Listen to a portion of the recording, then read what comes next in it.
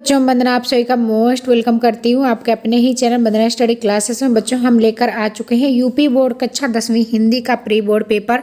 तो ये है आपका 2022 कक्षा 10वीं का आपका हिंदी का प्री बोर्ड पेपर। तो इस वीडियो में हम आपको ये पूरा का पूरा प्री बोर्ड पेपर बताने वाले हैं, किस तरीके से आपका पूरा पेपर आएगा। तो वीडियो में लास्ट तक जरूर बने रहिएगा। अगर वीडियो आपके लिए थोड़ा सा भी यूजफुल रहा है तो वीडियो को लाइक जरूर कर लें, चैनल को सब्सक्राइब कर लें, ज़्यादा से ज़्यादा अपने दोस्तों को फ्रेंड्स ग्रुप में ज़रूर शेयर करें। और इसी तरह से और हमने सारे आपके प्री बोर्ड पेपर डाल दिए हैं, अगर आपने नहीं देखे हैं तो ज़रूर देख लीजिएगा, लिंक आपको डिस्क्रिप्शन में मिल जाएगी, वहाँ से आप चेक कर सकते हैं। तो बच्चों निर्धारित समय आपका रहेगा 3 घंटा 15 मिनट का, पूर्णांक आपका 70 अंक का होगा। और जिसके भी प्री बोर्ड पेपर अभी नहीं हुए हैं तो ये पेपर आप लोग देख सकते हैं। इस तरीके से आपका पूरा पेपर देखने को मिल सकता है। सामान्य निर्देश आपके दिए गए हैं, तो ये निर्देश आपको पढ़ लेना है। प्रत्येक प्रश्नों के उत्तर खंडों के क्रमानुसार दिए गए हैं, कृपया जांच लें। प्रश्न पत्र में प्रश्नों की कुल संख्या 12 तथा मुद्रित पृष्ठों की संख्या 5 है। ठीक, कृपया प्रश्न का उत्तर लिखना शुरू करने से पहले प्रश्न का क्रमांक अवश्य लिखिए। घंटी का प्रथम संकेत प्रश्न पत्रों के विवरण एवं प्रश्न पत्र को पढ़ने के लिए है और आपका 15 मिनट के पश्चात घंटी के द्वितीय संकेत पर प्रश्न पत्र हल करना प्रारंभ कीजिएगा। ठीक, तो ये निर्देश हैं आपके, ये निर्देश आपको पढ़ लेना है। फिर इस तरीके से पूरे सारे क्वेश्चन आपके आएंगे। तो पूरे क्वेश्चन देख लीजिए। पहला क्वेश्चन है का नंबर आपका का नंबर क्वेश्चन में आपसे पूछा गया है कि निम्नलिखित कथनों में से कोई एक कथन सत्य है, पहचान कर बताइए। ठीक, तो इनमें से 4 आपके कथन दिए गए हैं, इनमें से एक कथन आपका राइट है, वो आपको सिलेक्ट करना है। रस मीमांसा के रचनाकार आचार्य हजारी प्रसाद द्विवेदी हैं। प्रेम पथिक जयशंकर प्रसाद की कहानी है। साहित्य और कला के लेखक भगवत शरण उपाध्याय हैं। रामविलास शर्मा सुप्रसिद्ध कवि हैं। ठीक, इसमें से बच्चों आपको राइट आंसर बताना है कि 4 ये आपके दिए गए हैं, इनको पहचान के बताना है कि कौन सी रचना किसकी है। ठीक, तो रस मीमांसा आपके आचार्य रामचंद्र शुक्ल की है, इसमें दिया गया है आपका आचार्य हजारी प्रसाद द्विवेदी, तो ये आपका गलत है। इसके बाद आपका प्रेम पथिक जयशंकर प्रसाद की कहानी इसमें दिया गया है, लेकिन ये काव्य है। इसके बाद नेक्स्ट है आपका साहित्य और कला के लेखक कौन है, तो ये भगवत शरण उपाध्याय हैं, तो ये आपका सही है। ठीक, इसके बाद आपको यही सही बताना था, पहचान कर आपको कथन सत्य वाला बताना था। ठीक, तो ये सत्य वाला आपका तीसरा है, तो ये राइट आंसर आपको तैयार कर लेना है। इसके बाद नेक्स्ट है खा नंबर वियोग हरि के भाविक प्रधान गद्य के दर्शन किस युग में हुए। इसका ग नंबर है शिक्षा और संस्कृति के लेखक का नाम बताइए। शुक्ल युग की कालावधि कितनी है। राय कृष्णदास ने अपना साधन ग्रंथ किस विधा में लिखा। शिवाजी बावनी के रचनाकार कौन है। प्रगति युग की 2 विशेषताएं लिखिए। ठीक, तो ये सारे क्वेश्चन आपको एक बार जरूर पढ़ लेना है। ये है आपका 2022 का आपका प्री बोर्ड पेपर।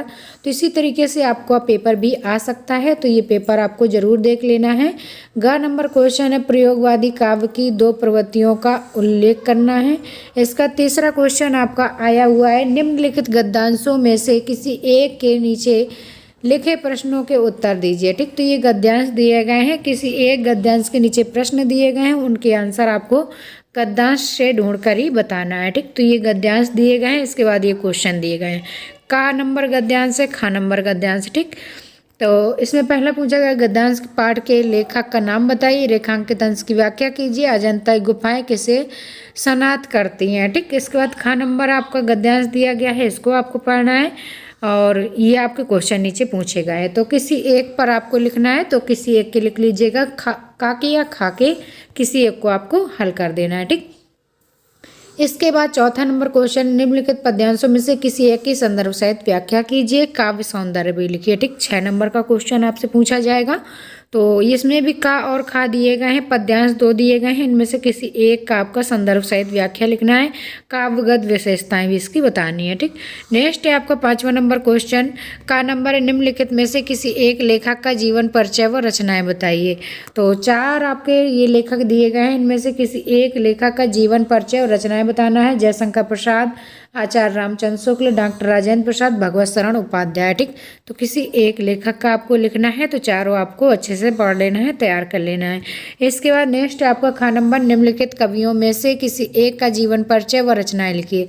तो वो थे आपके लेखक, ये हैं आपके कवि, तो इनमें से 4 दिए गए हैं आपके, 4 में से किसी एक का जीवन परिचय आपको लिखना है। बिहारी लाल, महादेव वर्मा, अशोक वाजपेयी, सुभद्रा कुमारी चौहान। ठीक, तो ये सारे जीवन परिचय कवियों के और लेखकों के याद कर लेना है, क्योंकि बोर्ड एग्जाम में भी बहुत पूछे जाते हैं, सारे इंपॉर्टेंट हैं। ठीक, इसके बाद बच्चों नेक्स्ट है आपका क्वेश्चन नंबर 6, निम्नलिखित का संदर्भ सहित हिंदी अनुवाद कीजिए। ये संस्कृत से आपका आया हुआ है गद्यांश, इसका आपको संस्कृत दिया गया है तो हिंदी अनुवाद आपको करना है। ठीक, इसके बाद अथवा में भी दिया गया है तो अथवा वाला भी आपको देख लेना है। नेक्स्ट है 7वां नंबर क्वेश्चन, अपनी पाठ्य पुस्तक से कंठस्थ किया हुआ श्लोक जो कि प्रश्न पत्र में ना आया हो। एक श्लोक आपको लिखना है जो कि इस प्रश्न पत्र में नहीं आया हो। ठीक, याद कर लेना है आपको। निम्नलिखित में से किन्हीं 2 प्रश्नों के उत्तर दीजिए संस्कृत में। तो ये संस्कृत से आपके 3 क्वेश्चन पूछे गए हैं, इनके आंसर आपको संस्कृत में ही देना है। इसके बाद क्वेश्चन नंबर 8 है आपका, करुण रस अथवा हास्य रस की परिभाषा उदाहरण सहित लिखिए। ठीक, तो करुण रस की या फिर हास्य रस किसी एक की परिभाषा उदाहरण सहित आपको लिखना है, 2 नंबर का पूछा गया है। नेक्स्ट है आपका रूपक अथवा उत्प्रेक्षा अलंकार की परिभाषा उदाहरण सहित आपको किसी एक की लिखना है। सोरठा अथवा रोला का आपका लक्षण और उदाहरण लिखना है तो किसी एक का लिख देना है आपको। नेक्स्ट है आपका 9 नंबर क्वेश्चन, निम्नलिखित में से उपसर्गों में से किसी 3 के मेल में एक एक शब्द लिखिए। ठीक, तो आपके यहाँ पर ये उपसर्ग दिए गए हैं, इनसे मिला के आपको शब्द बना के लिखना है किन्हीं 3 के।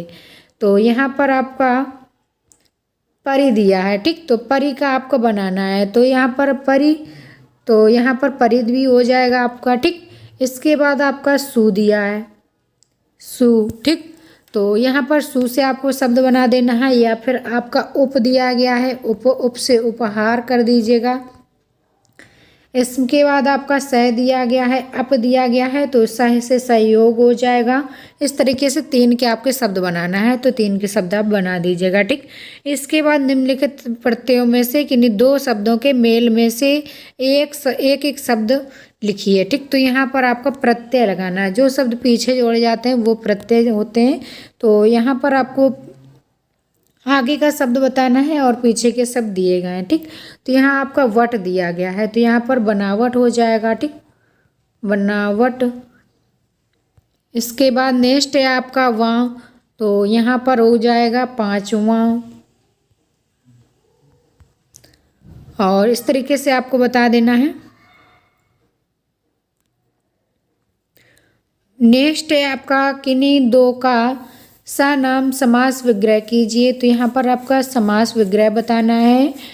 तो यहाँ पर आपके 1 2 3 4, ठीक, तो 4 आपके दिए गए हैं शब्द, इनमें से समास विग्रह और समास का नाम बताना है। ठीक, तो भला बुरा, भला बुरा में आपका कौन सा समास होगा यहाँ पर आपको बताना है, भला और बुरा। ठीक, तो यहाँ पर आपका दोनों पद यहाँ पर प्रधान है तो ये वहाँ हो जाएगा आपका द्वंद्व समास। ठीक, तो द्वंद्व समास होगा। और यहाँ पर 9 ग्रह। ठीक, तो 9 ग्रह में आपका कौन सा समास हो जाएगा, 9 ग्रहों का समूह। ठीक, तो यहाँ पर आपका द्विगु समास हो जाएगा, जहाँ संख्यावाची हो तो वहाँ द्विगु समास होता है तो इसमें आपका द्विगु समास होगा। इसके बाद त्रिभुवन। ठीक, तो त्रिभुवन में आपका बहुब्रीहि समास हो जाएगा। तो इसके आपको तीनों के लिख देना है, 3 के आपको किन्हीं 2 के ही लिखना है। ठीक, तो 3 के हमने बता दिए, किन्हीं 2 के ही आपको लिख देना है। फिर इसके बाद दिया गया है निम्नलिखित में से किन्हीं 2 के तत्सम शब्द लिखिए। तो यहाँ पर आपको किन्हीं 2 के तत्सम शब्द बताने हैं। इसके बाद निम्नलिखित में से किन्हीं 2 के पर्यायवाची शब्द बताने हैं। तो यहाँ पर्यायवाची शब्द आपको लिख देना है।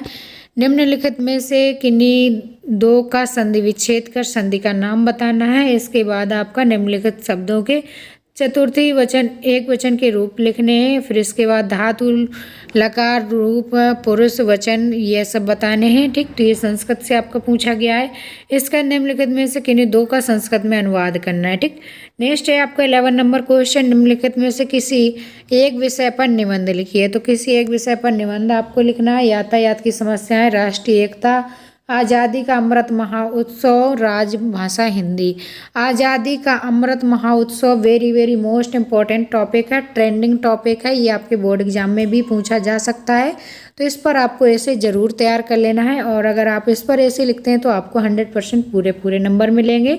तो ये आपको ज़रूर एक बार पढ़ लेना है। अगर आपको इसका निबंध का वीडियो देखना है तो वीडियो भी आपको हमारे चैनल पर मिल जाएगा, वहाँ से आप देख सकते हैं। ठीक, इसके बाद 12वां नंबर क्वेश्चन है, स्वपठित खंड काव्य के नायक का चरित्र चित्रण कीजिए। ठीक, तो खंड काव्य में आपने जो पढ़ा है, ये श्रवण कुमार का पढ़ा हो या फिर किसी और का पढ़ा हो, तो उसका चरित्र चित्रण आपको करना है। खंड काव्य के शीर्षक की सार्थकता सिद्ध करनी है। ठीक, इस तरीके से ये है आपका पूरा का पूरा प्री बोर्ड पेपर। अगर ये वीडियो आपके लिए थोड़ा सा भी यूजफुल रहा हो, अगर आपको इसका सॉल्यूशन चाहिए तो आपको गूगल पर सर्च करना है वंदनाक्लासेस.com। वंदनाक्लासेस.com पर आपको फुल सॉल्यूशन PDF मिल जाएगी, वहाँ से आपको डाउनलोड कर लेना है। ये हमारी वेबसाइट है, तो पूरी सॉल्यूशन आपको हमारी वेबसाइट पर मिल जाएगा। अगर ये वीडियो आपके लिए थोड़ा सा भी यूजफुल रहा हो तो वीडियो को लाइक ज़रूर कर लें, चैनल को सब्सक्राइब कर लें, अपने दोस्तों को ज़्यादा से ज़्यादा शेयर जरूर करें। चलिए दोस्तों, मिलेंगे नेक्स्ट वीडियो में, तब तक के लिए bye bye, thanks for watching.